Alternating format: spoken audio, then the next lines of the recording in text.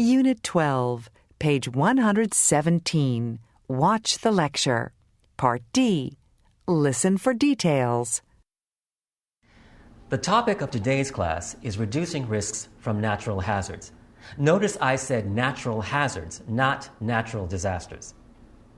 Natural hazards are events in nature like hurricanes, earthquakes, and tsunamis.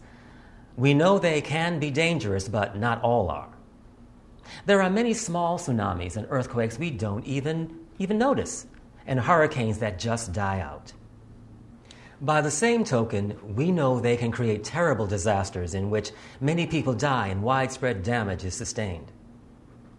Three prime examples of this are the earthquake in Pakistan in 2005, Hurricane Katrina in the U.S. in the same year, and the tsunami in the Indian Ocean in 2004. Now, all of you remember those, don't you?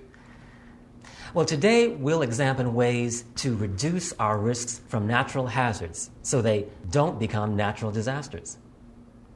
Now, we can't stop earthquakes or hurricanes or tsunamis, but there are things we can do to try to minimize or limit their impact. So, I'm going to divide this lecture into two parts. First, we'll look at some of the factors that go into designing an emergency plan. You may be familiar with some of this based on what's in place in your own communities. Then I want us to turn to the role of education in reducing risks to people in disaster-prone regions. But first, let's go over the terms we'll be using. The first is disaster preparedness.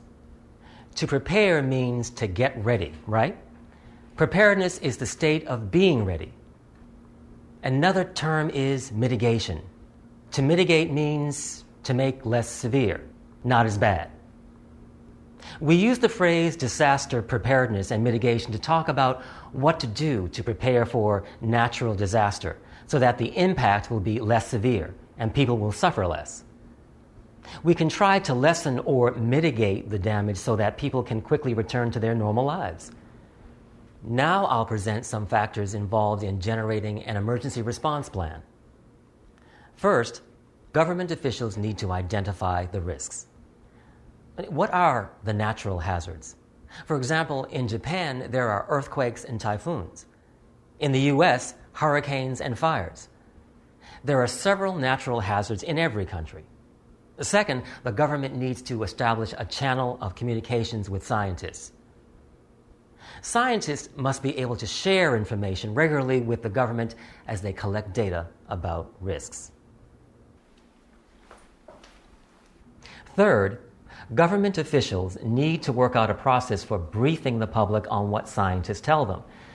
The problem is, experts can't predict natural hazards with 100% accuracy. For example, they may know a hurricane is forming, but can't say exactly when or where it will go. Despite this, public officials still have to decide what to tell the public and when.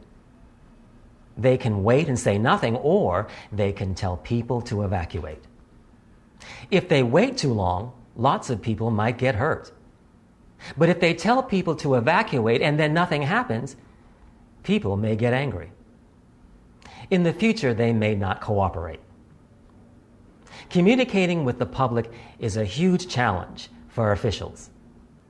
Here's an example. In 2005, before Hurricane Katrina hit New Orleans, people were told to evacuate. But 61% of them didn't.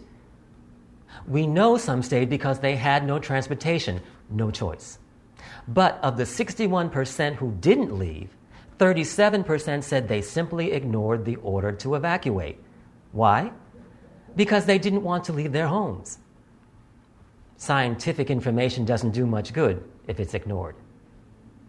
Yet ultimately, officials must try to keep people safe. A fourth factor is evaluating what services are needed. For example, are there sufficient numbers of police, firefighters, and emergency workers who are trained to respond to a natural disaster?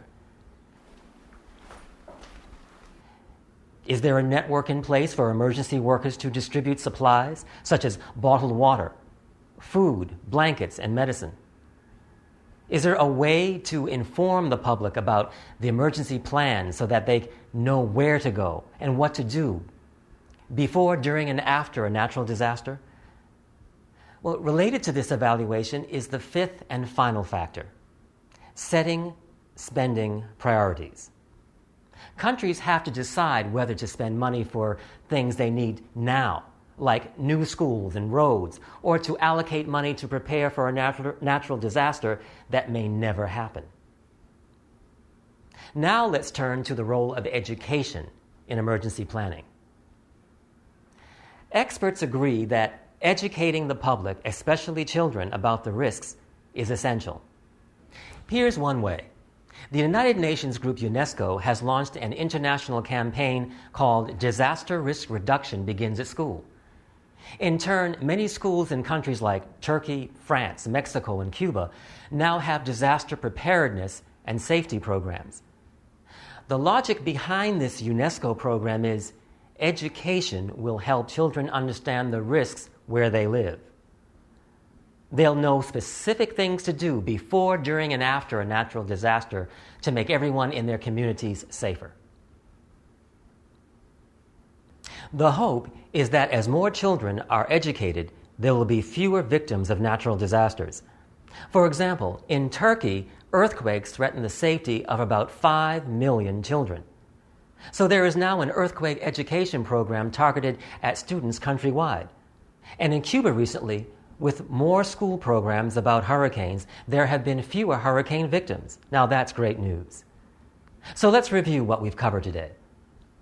I mentioned 5 factors in an emergency plan and how education of children is considered vital to disaster preparedness and mitigation.